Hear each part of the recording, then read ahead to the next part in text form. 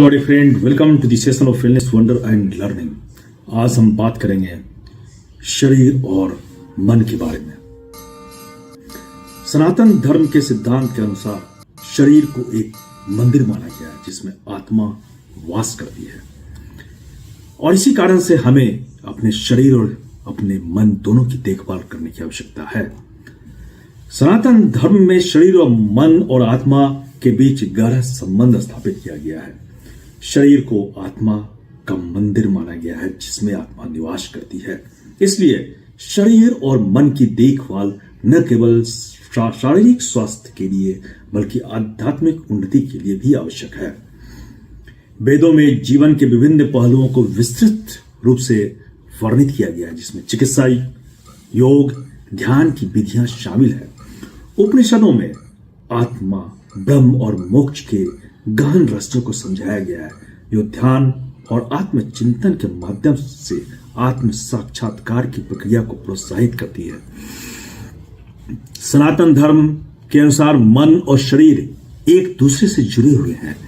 मन के विचार और भावनाएं शरीर के स्वास्थ्य को प्रभावित करती है और शरीर की स्थिति मन की अवस्था को प्रभावित करती है। इसलिए मानसिक शांति और शारीरिक स्वास्थ्य के लिए ध्यान और योग का अभ्यास महत्वपूर्ण माना गया है। ध्यान और योग सनातन धर्म की प्राचीन विधियां हैं जो मन को नियंत्रित करने, आत्मचिंतन और आत्म साक्षात्कार में सहायक है। महर्षि पतंजलि के योग सूत्र में ध्यान को परिभाषित करते हुए कहा गया है। अब हम इसके विभिन्न प्रक्रियाओं को समझते हैं। शारीरिक शुद्धता, शरीर की शुद्धता और स्वच्छता का ध्यान रखना काफी आवश्यक, क्योंकि यह मन की शुद्धता के लिए आवश्यक है, और जब मन हमारा शुद्ध होता है तभी हम स्वस्थ रह सकते हैं। नियमित ध्यान के माध्यम से मन को एकाग्र करना चाहिए और आत्मचिंतन करना चाहिए। शारीरिक और मानसिक संतुलन के लिए योग और प्राणायाम का नियमित अभ्यास करना बहुत ही आवश्यक है। सात्विक आहार का सेवन न केवल शरीर बल्कि पूरे मन को यह शुद्ध करता है। धार्मिक ग्रंथों का अध्ययन और संतों की संगति से हमें आत्मज्ञान की प्राप्ति होती है। तो इन जो प्रक्रिया है ये दी गई है, इनका पालन करके हम आत्म जागरण की दिशा में अग्रसर हो सकते हैं और जीवन में शारीरिक, मानसिक और आध्यात्मिक संतुलन प्राप्त कर सकते हैं। तो इस तरह से हम देखते हैं कि किस तरह से हमारा शरीर जो है हमारे मन पर निर्भर है। अगर आपका मन खराब है तो आपका शरीर कभी स्वस्थ नहीं रह सकता है।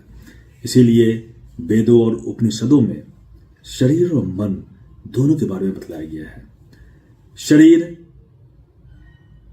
की विभिन्न बीमारियों के बारे में उसमें बतलाया गया है और उसकी चिकित्सा विधि भी बतलाई गई है और कौन कौन से उपाय हमें करने चाहिए। और हम जब इनका गहराई से अध्ययन करते हैं तो पाते हैं कि शरीर और मन दोनों एक दूसरे से जुड़े हुए हैं, और हम जो भी कुछ शरीर के लिए करते हैं वह हमारे मन पर गहरा प्रभाव पड़ता है। जैसे हम अगर कुछ सात्विक चीज खाते हैं तो हमारा मन उसी दिशा में अग्रसर होता है, सात्विक हो जाता है। अगर हम ऐसी चीजें खाते हैं जिससे कि तामसिक प्रवृत्ति बढ़ती है तो हमारा मन उसी ओर अग्रसर होता है, हम तामसिक हो जाते हैं। तो इसीलिए शुद्ध आहार, स्वच्छ आहार और सही ढंग से लाया हुआ आहार ही आपके शरीर और मन को स्वस्थ रख सकता है। तो इनके बीच एक आवश्यक संबंध है और इस संबंध को हर कोई जानता है, पहचानता है, लेकिन इसे इग्नोर करके हम अपने मन और शरीर दोनों को हम अस्वस्थ कर देते हैं। तो आज आवश्यकता है हमारे मन को एकाग्र करने की, मन को स्वस्थ करने की, मन को मजबूत करने की। और जब मन मजबूत होगा तो हमारा शरीर भी मजबूत होगा।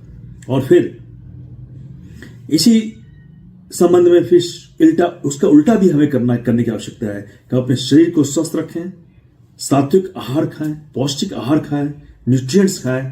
तो ये हमारे मन को ये स्ट्रांग बनाता है, प्रफुल्लित करता है और हम खुश रहते हैं, स्वस्थ रहते हैं और हम जीवन में आगे बढ़ने की ओर अग्रसर होते हैं।